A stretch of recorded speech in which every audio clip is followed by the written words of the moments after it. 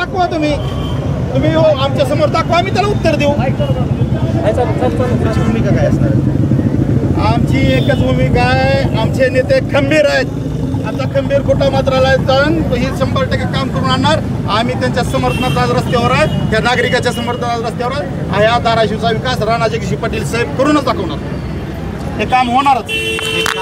नमस्कार, मी प्रभाकर लोंढे, खडतर प्रवास वर्तमानपत्राचा तथा खडतर प्रवास यूट्यूब चॅनलचा मुख्य संपादक. आज धाराशिवामध्ये खेळच खेळ आहे. कुणीही कुणाच्या विरोधात आंदोलन करायले, सत्तेच्या विरोधात सत्तेचेच माणसं. नेमकं काय घोटाळा चालला आहे हे काय मला माहीत नाही, पण परिस्थिती महाविकास आघाडीचा आरोप आहे की महाविकास आघाडी म्हणते कृती समितीला भाजपानेच बसवली, ही चालबाजी आहे. नेमकं काय चालबाजी आहे ते आपण विचारूया. या ठिकाणी भाजपाचे शहर अध्यक्ष अमितजी शिंदे आहेत. नेमकं काय प्रकार आहे, कसा खेळ आहे, कुणी अडवले, कुणी घडवले, शहराचं वाटोळं कुणी केलं, हे सगळं विचारूया. आमच्यासोबत आहेत अमितजी शिंदे साहेब. नेमकं 18 महिने कामाला वेळ का लागला?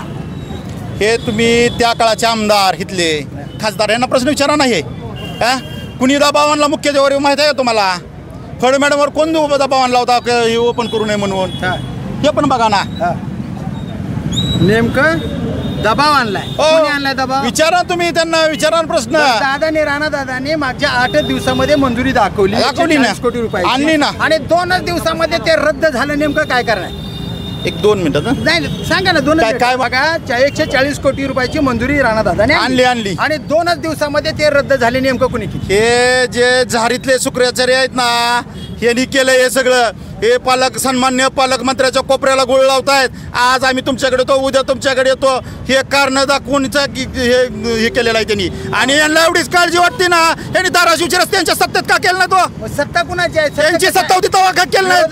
यांना आता काळजी. अहो आता नाही, मागे यांची सत्ता नव्हती का? होती का नाही सत्ता? खासदार हेच होते, आमदार हेच होते, नगराध्यक्षांचं तेव्हा का केलं नाहीत रस्ते? यांनी मंजुरी का आणली नाही? 140 कोटी रुपये मंजूर कुणी केले? राणा जगदीश पाटील साहेबांनी केले. मग ह्यांचा काही संबंध आहे ना? मग ह्यांच्यामुळे रद्द कसं का होत? अहो ह्यांनी पालकमंत्र्याच्या कोपऱ्याला गोळ लावलाय. हो तुम्हाला ते सांगतो ना. फडणवीस यांचं ऐकतात का? पालकमंत्री सत्तेत आहेत ना. पालकमंत्र्याचं ऐकतात का? त्यांचं गॅट बेटा तुम्ही बघा ना. तुम्ही तुम्हाला दिसत नाही का पत्रकार म्हणून?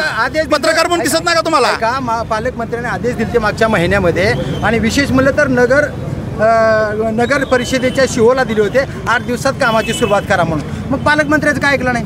कधी दिला होते मला माहित नाही. मग हे असा जर मला माहित नाही ते दिलेला.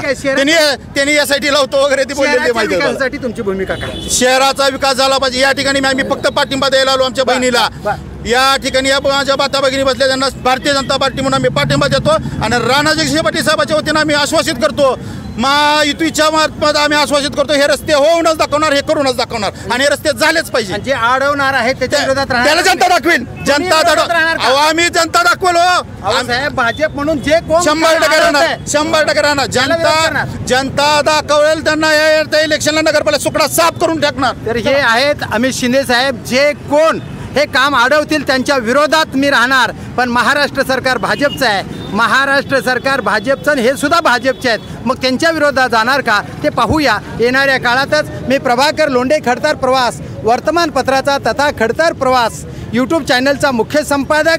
या चॅनलला सबस्क्राईब करा, शेअर करा, लाईक करा, बेल आयकॉनचे बटन दाबा. आणि असेच शहर विकासासाठी, जनतेच्या कल्याणासाठी चांगले व्हिडिओ पाहण्यासाठी खडतर प्रवास यूट्यूब चॅनल सबस्क्राईब करा. धन्यवाद. धाराशिवकर. जय हिंद, जय महाराष्ट्र.